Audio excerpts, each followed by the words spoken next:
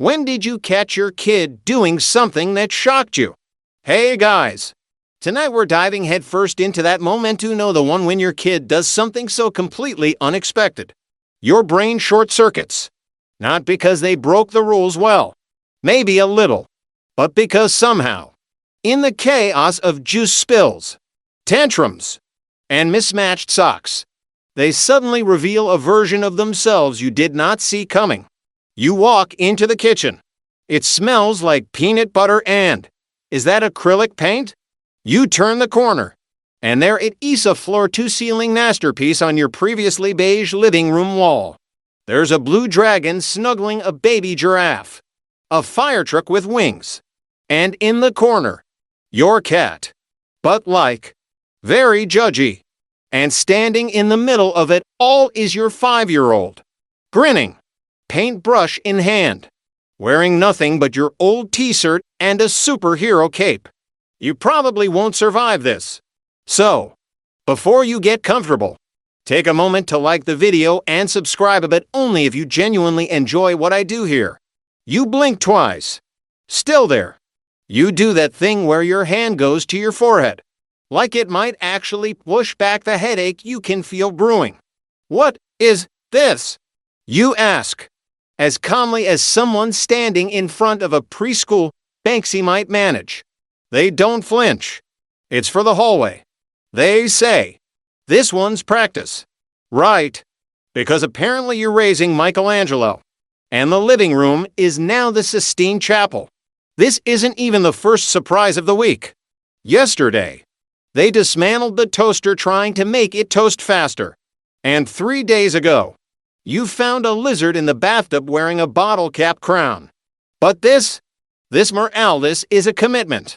There are layers, shading, thought. You sigh and crouch down beside them. Why didn't you ask for paper? They frown, clearly confused by the question. Because the wall's bigger. My ideas are too big for paper. You stare at your child. Not the wall. Not the mess. Them. And for the first time, it clicks: this isn't random chaos. This is vision. Mischief. Yes. But there's something deeper humming under it. They aren't just breaking rules. They're testing limits. With intention. It's kind of terrifying. It reminds you of a story from ancient Greece, actually, where kids were educated not just in arithmetic and language, but in painting and music, because the Greeks believed a well-rounded child made for a better society. That's the idea. Anyway, of course, historians still argue whether that was idealism or just upper-class bragging rights dressed in togas. But either way, creativity was currency. You look again at the wall. There's this wobbly sun peeking over a hill. And the hill is actually a giant turtle. You can't stop the smile from creeping onto your face. Tell me about this guy. You ask, pointing, and off they go, explaining in elaborate, chaotic detail how the turtle is the guardian of dreamland, and how the giraffe has insomnia, and how the firetruck has to take them to the vet, but only after snack time.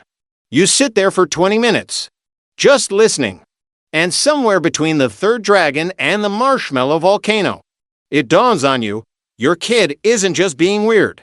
They're building a world. Later that night, after you scrub paint out of your carpet with the desperation of a Roman trying to preserve Pompeii's tiles, you lie awake thinking about it. What else have they seen that you've missed? What tiny strokes of genius have gone ignored because you were too busy picking up socks or saying no to glitter? You think about the cave paintings in Lascaux, France, those 17 0-year-old murals drawn by prehistoric humans. Historians believe they weren't just decorative. They were stories, rituals, warnings. Kids back then probably dipped their hands in ochre while their parents yelled, "Not on the mammoth rug." What if your wall isn't just a mess? What if it's a message? Sure, you'll still have to repaint. That's non-negotiable. But maybe, just maybe, you also save a photo of it first. Maybe you even frame one little piece of it. Because one day, when you're old and your knees sound like microwave popcorn, you'll want to remember that for a while. Your kid saw dragons in drywall. By the next morning, they've moved on. Now they're trying to build a zip line from their window to the mailbox using yarn and your good extension cord. Of course they are. But something shifted in you. You're no longer just reacting. You're noticing, watching, waiting for the next glimpse of brilliance to burst through the chaos like a pop-up book you didn't know had moving parts. And as the day unravels into spilled juice, missing shoes, and philosophical questions about whether goldfish feel lonely, you remember that wall, that dragon, that impossible, unapologetic imagination that refuses to be confined by anything as small as paper. You laugh quietly to yourself. Because honestly, you never stood a chance. The next time it happens, you're barefoot. It's 10:43 p.m. and you're following a trail of chocolate chips across the kitchen floor like it's some cursed Hansel and Gretel breadcrumb path. You already know it's them. There's no mystery here. Only one small human in your household has both the gall and the complete lack of stealth to attempt a snack raid under cover of darkness. You round the corner, and boom, caught in the act. They're mid-bite, cheeks puffed like a chipmunk in a heist movie, eyes wide in a mix of defiance and oh-no-you-saw-me. There's a folding chair pushed against the counter, a suspiciously empty cookie jar, and somehow PowerPoint presentation open on your laptop titled Why I Deserve Cookies After 8 p.m. It has bullet points and diagrams. You say nothing for a moment. Just absorb the scene. Because part of you is furious. Sure. But the other part quieter. More tired. More stunned part is honestly impressed. You made a presentation? You ask finally. They nod. Swallow. I was gonna show you after the cookies. Of course. You sit down and motion toward the laptop. All right. Let's hear your case. And they present. Full eye contact. Visual aids. A slide that says I only live once. Another with a pie chart labeled Hunger Versus. Fairness. Where the slice labeled hunger takes up 90% of the circle. You try not to laugh. You fail. You laugh so hard you nearly fall off the chair. This is not how you thought parenting would go. You thought there'd be more solemn teaching moments. More golden life lessons. More what? Symphonic music playing while you gave long speeches about honesty and respect. But instead, you're here, listening to a second grader argue for dessert with the same intensity Churchill brought to wartime diplomacy. It reminds you of the trial transcripts from the Salem witch trials. Oddly enough, Kidsai own girls, no older than you stood in front of courts, swore oaths, recited memorized lines that determined people's lives. It's disturbing and surreal and absolutely real history. Scholars still argue whether those girls were manipulated, misunderstood, or simply wielding power no one saw coming. You look at your child. They're still going.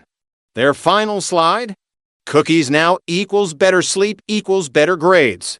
It has stars on it. Hand drawn. You sigh. You can have one. But you also have to clean up the chair. The crumbs. And your guilt. Deal. They say, shaking your hand like a tiny Wall Street broker. Also, I washed my hands before sneaking. Progress. You guess. Once they're back in bed, and yes, you walk them there like a parole officer. You sit down with the now empty cookie jar. You hold it for a minute, half laughing, half spiraling. You are, somehow, both exhausted and amazed. Because this wasn't a tantrum. This wasn't a meltdown. This was strategy, method, maybe even a touch of manipulation, but in the most innocent, cookie-driven kind of way. You think about Machiavelli's. That Machiavelli, the guy who basically invented the term ends justify the means. Historians debate whether he was a brilliant realist or a paranoid weasel with a printing press. But either way, your kid might have taken a page out of the prince, just with fewer assassinations and more Oreos. The next day, you bring it up again. You ask where they learned to make a presentation.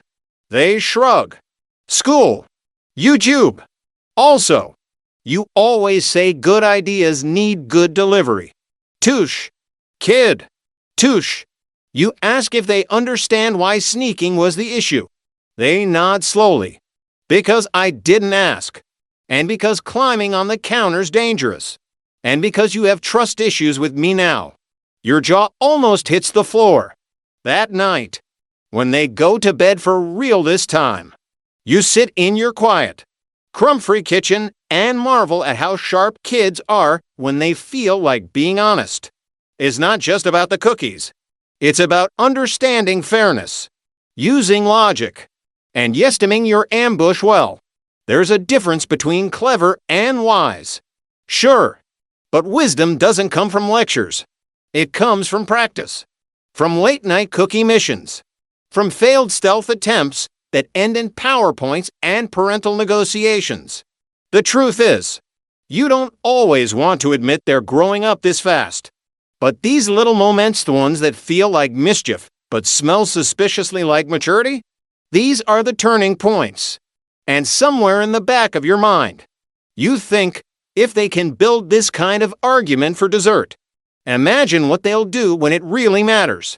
Maybe one day, it'll be a school policy, a friend in trouble, a dream worth chasing. Maybe they'll stand in front of people who tell them no. And instead of shrinking, they'll say, "Let me walk you through my reasoning." You'll remember that pie chart. You'll remember those chocolate smudges.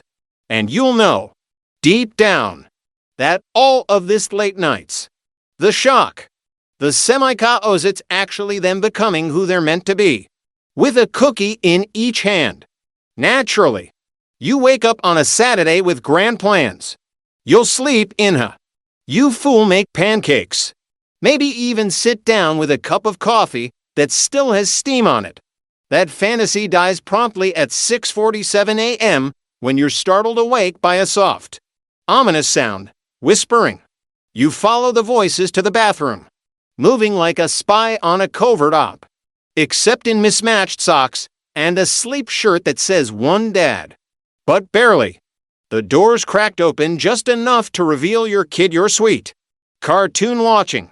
Afraid of the dark, kid standing on the toilet lid in full concentration, wielding your electric razor like it's the final stage of a medieval barber exam. You burst in. The razor flies from their hands and lands in the sink. Your child gasps, hands half covering what used to be eyebrows. I was go in for a villain look. They whisper. There's a pause. You don't yell. You don't even sigh. You just blink. Slow, as your brain quietly files this moment into the folder labeled things that shouldn't be possible before breakfast. Then they add, villains are more respected. Heroes just get blamed when things go wrong. You freeze. That's not something you read in a cereal box. Why would you say that? You ask. They shrug. It's what Loki said. And also Mrs. Delgado. Ah, your kid's been watching Norse gods and talking to the fourth grade social studies teacher with strong opinions. You crouch down, study their half-bald brows, and wonder how this tiny person, who once cried because a pigeon looked at them sideways, is now quoting philosophical anti-heroes and evaluating moral complexity. It's not just mischief this time. It's an idea. It's a worldview forming right in front of you, shaped by cartoons, classroom dynamics, and whatever genetic soup made them your kid. It reminds you of something else, an archaeological curiosity. Actually, there's this ancient Roman city called Herculaneum, buried alongside Pompeii by Mount Vesuvius in 79 CE. In one preserved house, historians found graffiti carved into the walls by children, not adults, not teenager children. Pooh! like yours, had things to say and no real filter. Some of it was rude. Some of it was weirdly insightful. Scholars still argue whether it was just scribbles or early attempts at civic commentary. Apparently, kids have always been a little unhinged and weirdly aware of the world around them. You wipe off the razor, put it safely out of reach, and guide your tiny villain in training back to their room. On the way, they casually say, "I don't think power's bad. It's how you use it that matters." Okay. Socrates. Settle down. You nod, unsure whether you should be proud, afraid, or just need coffee. Definitely coffee. Later that day, after you've explained that eyebrows don't grow back like Legos, and yes, villains often end up lonely and arrested, your kid says something else that stops you cold. Sometimes I think being a grown-up just means hiding how scared you are. You choke on your third coffee. They look up. It's okay. I'm scared too. I just don't know what to do with it. You sit down beside them, gently patting their awkward little buzz cut. And for the first time that week, maybe that month, you stop pretending you have all the answers. You tell them it's okay to feel scared. It's okay to not know what to do. Then they lean in and whisper, "You should shave one eyebrow too, so I feel less alone." You do not do that. But you do laugh so hard the dog hides under the table. It's in these small, bizarre, eyebrow-less moments that you realize something important. Your kid isn't just echoing grown-ups. They're processing the world. They're stitching together philosophies from cartoons, stray conversations, weird playground logic, and bedtime books you forgot they were even listening to. You remember reading that ancient Egyptians believed children were born sacred, touched by the divine, and closer to truth than adults. That's why kids were part of religious rituals, even consulted for wisdom. Historians still argue whether that was deep respect or just child labor in fancy clothes. Either way, the Egyptians might have been onto something. You watch your child stack their Lego figures in a way that eerily resembles a political summit. Villain and hero shaking hands. Maybe people just need more naps. They mumble. Yeah, maybe they do. You go to bed that night not quite sure what's more unsettling, that your kid thought to shave their eyebrows off in search of power, or that they verbalized one of the truest things you've heard in years. Being a parent doesn't come with cliff notes for when your kid drops a line that feels like it belongs in a Pulitzer-winning novel. And there's no manual for how to respond when a small voice hits you with a truth you've been avoiding. You just sit with it. Let it settle like dust in the late evening light. Because the real shock isn't the eyebrow, it's how much of you there is in them. The questioning, the imagination, the stubborn streak, the obsession with fictional villains and overly dramatic monologues. You're not raising a clone, though. You're raising a wild card, a philosopher with glitter on their socks and a head full of strange ideas. One who sees more than you realize and speaks way ahead of their years. And next time they say something too mature for their age, you'll try not to panic. You'll listen. Maybe take notes. Just maybe keep the razor hidden. It's a rainy Tuesday when it happens again.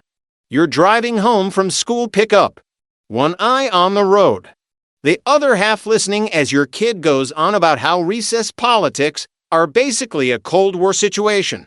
You hum, toss in AMMM. Yeah, for good measure, and nearly miss the red light when they ask, "Do you think love is just a survival instinct?" You brake so hard your seatbelt locks. You turn, slow, still processing. What now? They repeat it, casually, like, people say they love someone, but maybe it's just because their brain is scared to be alone forever. You blink twice, then glance at the empty juice box in the cup holder. Something in that apple juice had Nietzsche-level side effects. You manage to say, "Where did you get that idea?" They think, "I saw it on a show." But also, "I've just been thinking." There's no script for this moment. You can't because I said so your way out of philosophical dread. You park the car, your hands still tight on the wheel, and look over at this small person asking questions that some people pay therapists to explore. It feels too big, too heavy. But instead of brushing it off, you say the only honest thing you can, I don't know. That's when they say it. The thing that stays with you for weeks. That's okay. You don't have to know everything. I like it more when you're figuring it out. And boom, there it is. You're not the wise wizard or all-knowing protector. You're just the adult who stays, who listens, who admits when things are messy. At home, you both sit on the couch. The storm taps gently on the windows. Your kid, now deep in a drawing of a robot dog that leads a lonely resistance army, asks if you want to help color. You nod. But something's still pinging in your head how easily they held space for your uncertainty. How willing they were to let you be human. It reminds you of something you read once during the Ming Dynasty in China.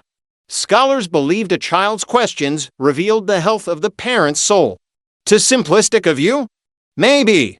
But historians still argue whether that philosophy was more spiritual than psychological. In your case, though, you start wondering if your kids' questions are not just cracks in your authority but little beams of light sneaking through. Later that evening, you're both brushing your teeth. Your kid spits into the sink and says, I don't think I'll ever get married. I just want a dog, a pizza oven, and maybe a sword.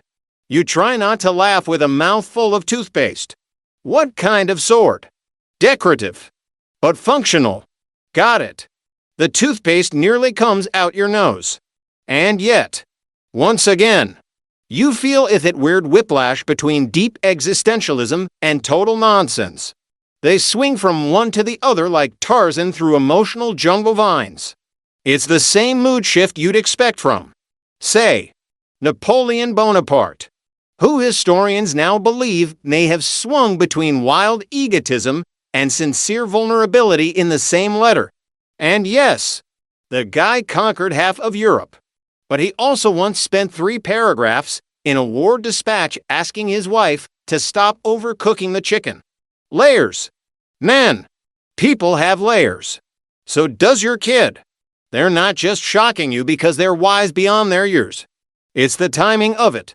The casual way they say things like, I think adults pretend too much, while tying their shoes in a lopsided double knot. Or the way they ask, what if we're all just ideas in someone else's dream? Right after spilling applesauce on the cat. And just when you start thinking maybe your child is an alien genius sent to confuse you into enlightenment, they turn around and sob because a balloon floated away. It's that contrast that gets you. The lurching swing between intellect and innocence. It's like watching a toddler sit down to debate Kant, then burst into tears because their spaghetti touched their peas. One night, as you tuck them into bed after a 30-minute conversation about why they think gravity is just the earth hugging us too hard, they ask quietly, do you think people are born good? Or do they learn it? Your heart does that annoying squeeze thing again. You think about it. Carefully. The way they're watching you says they don't just want a fact. They want to know what you believe. So you take a breath and say, I think people are born capable. And then they choose. Over and over. They nod. Not satisfied, but not disappointed either. Just chewing on it. Mentally. And just before you turn out the light, they whisper, you're not a perfect dad, but you're the best one I've got. You close the door and stand in the hallway for a long time. The kind of long where the night feels like it's wrapping around you. Quiet and endless. That's when it hits you. Being shocked by your kid isn't about what they say. It's about realizing that they're not just watching the world do or part of how they understand it. Every moment of shock, every eyebrow-shaving quote or juice box philosophy they are collecting data, watching how you react. And they're learning not just how to think, but how to be. You don't need to have the right answers. You just need to be someone who doesn't flinch when the questions come. So when your kid wonders whether love is just a survival instinct, or whether people are born good, or whether dogs dream in colored and panic, just answer as best you can. Even if your answer is, I don't know, buddy, but I'm here while we figure it out. You're not sure if it's the coffee, the lack of sleep, or just straight up parental fatigue. But you're starting to think your kid might secretly be hosting their own private TED Talks broadcast straight from your living room. One day, they declare that time is fake. Another, they ask what color sadness is. But tonight takes the crown. Your folding lawn dries. The endless Sisyphean task that proves clothes multiply when no one's looking when your child walks in holding a rubber band and a question you absolutely did not prepare for. Do you think we die in our dreams and just wake up in the next life? You drop a sock. Not metaphorically. Literally. Because how are you supposed to go from a missing Pokemon teaser to reincarnation theory without a minute to stretch first? You say, what makes you ask that? They shrug. I had a dream I fell off a mountain and it felt really real. Then I woke up and thought, maybe I just continued. Your breath catches in your throat. You're halfway between calling a child psychologist and asking for their book deal. And yet something about it feels familiar, like déjà vu from another life. Maybe it's because ancient Egyptians believed dreams were visitations from another plane, a training ground for the afterlife. Or maybe it's because your kid, in all their messy, crayon-smudged brilliance, has once again pulled the curtain back on the big questions you spent a lifetime dodging in favor of Costco runs. You answer the best you can. Maybe. Some people believe that. Some don't. But that's kind of what makes life interesting, right? Not knowing everything. They nod slowly. I think it makes me feel braver. Like if I die in a dream. It's just the beginning of something new. It's not bravado. It's peace. And suddenly, you realize that this little human, this sleep talks about mortality. Lego stepping chaos goblin isn't just surprising you anymore. They're expanding you. You remember a quotation of those weird fringe ones you once read about and now it lands in a new light. In some medieval European monasteries, children weren't allowed into cloisters not because they were too immature, but because monks believed children had unfiltered access to divine truth and would accidentally humble the clergy. Historians still argue whether that rule was theological or just a roundabout way to avoid glitter stains on parchment. Still, the heart of it sticks with you. Your child isn't a miniature version of you. There's something entirely other. A new consciousness, rapidly forming, pulling ideas out of the air like lightning rods. Sometimes what they say stings. Sometimes it shocks. Sometimes it illuminates a dark corner you didn't know you were ignoring. You start noticing the pattern. They say something jarring. You panic. You pause. And then you grow. They asked you if monsters have parents. And you found yourself explaining the roots of fear. They asked why some people don't have homes. And suddenly you were Googling housing policy. They asked why grown-ups lie when they're sad. And you stood silently for too long. You never expected parenting to turn your brain into a philosophical bumper car.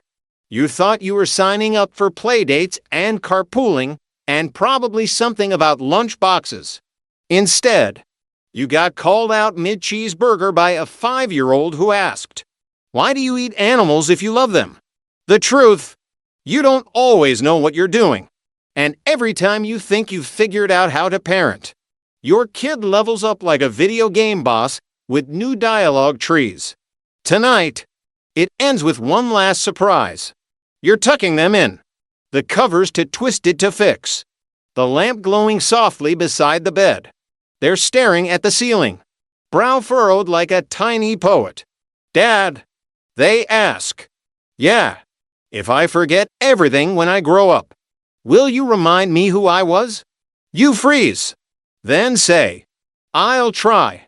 Because that's the promise, isn't it? You'll hold the memories. The silly ones. The hard ones. The ones where they saw something that left you speechless.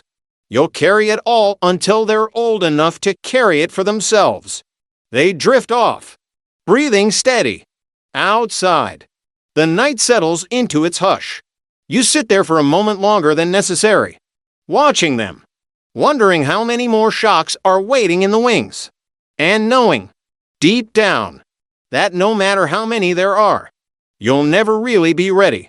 But you'll show up anyway, because that's what it is. Not control, not wisdom, just presence, and the miracle of being stunned, again and again, by this human becoming themselves right in front of your eyes. Now that the house is quiet, and the socks have stopped multiplying for the night, your thoughts slow down. You feel the weight of the day finally loosen its grip on your shoulders. It's just you and the dark, and the memory of every question your child ever tossed into the air like a firework. Some still haven't landed. Your eyes wander to the nightlight glow spilling into the hallway, warm and gentle, and suddenly, it feels less like a spotlight on chaos and more like a soft torch passed from one generation to the next. They won't always be small. They won't always need your answers. But they'll always remember the way you sat with their questions. The way you listened when it would have been easier not to. The way you admitted you didn't know. And let that be okay. Because that's the heart of it, isn't it? Not solving every riddle. Not being the unshakable parent archetype. Just showing up. Over and over. With your sleeves rolled and your heart cracked open. So tonight, let that be enough. Let yourself breathe. You've earned the quiet. You've weathered the surprises. And if you close your eyes now, you might just dream of a kid with a sword and a pizza oven asking whether stars can whisper. And in the dream, you'll say, maybe. Let's find out. Good night. Brave soul. Sleep well.